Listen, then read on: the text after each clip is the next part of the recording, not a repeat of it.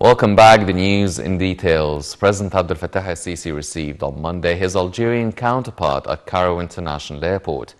Presidential spokesman Bassem Radi said that Algeria's President Abdelmajid Tebboune is on a two-day official visit to Egypt. Radi added that the talks between the two leaders will tackle means of boosting bilateral relations in various domains. The talks will also focus on exchanging views over several regional and international issues of mutual concern. The two presidents will also discuss the upheaval in neighboring Libya, which failed to hold its first presidential election last month, and the latest developments in the Ethiopian dam dispute.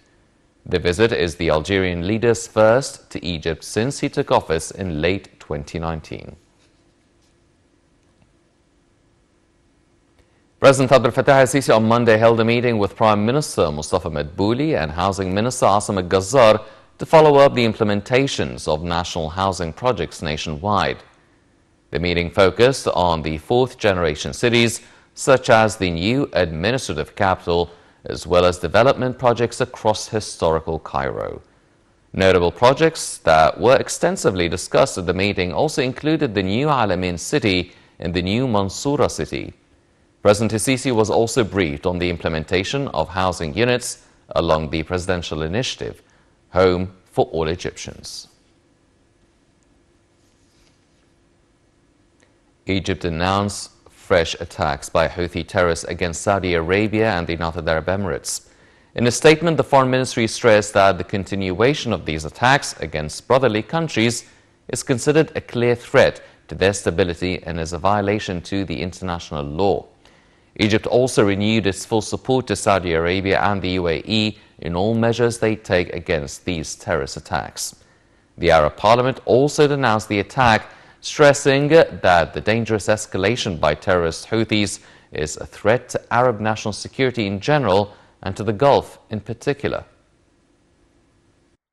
The United Arab Emirates, the tourism and commercial hub of the Gulf region, on Monday said it had foiled a second missile attack by Yemen's Iranian-aligned Houthi movement group, which last week hit a fuel depot in Abu Dhabi, killing 3 people.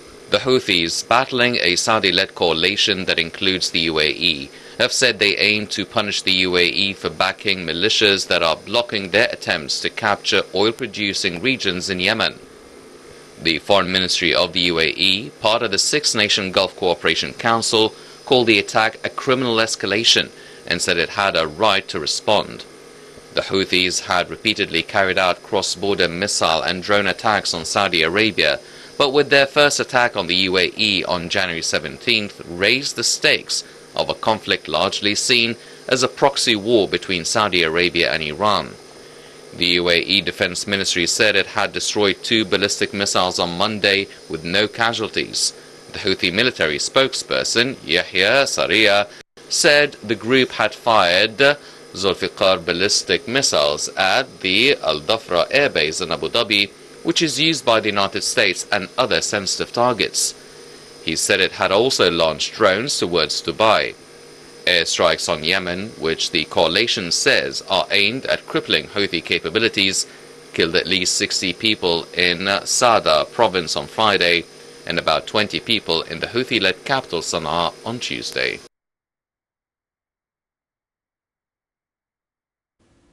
In its daily coronavirus report, the Ministry of Health reported 1,603 new cases. The ministry also reported that 38 deaths related to COVID-19 complications were recorded in the past 24 hours nationwide.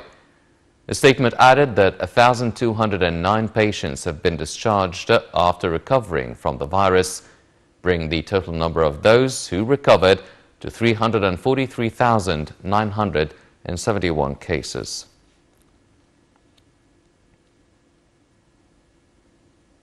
A committee of Libya's eastern-based parliament that is drafting a political roadmap following the failure of December's planned elections said on Monday the chamber should choose a new interim prime minister.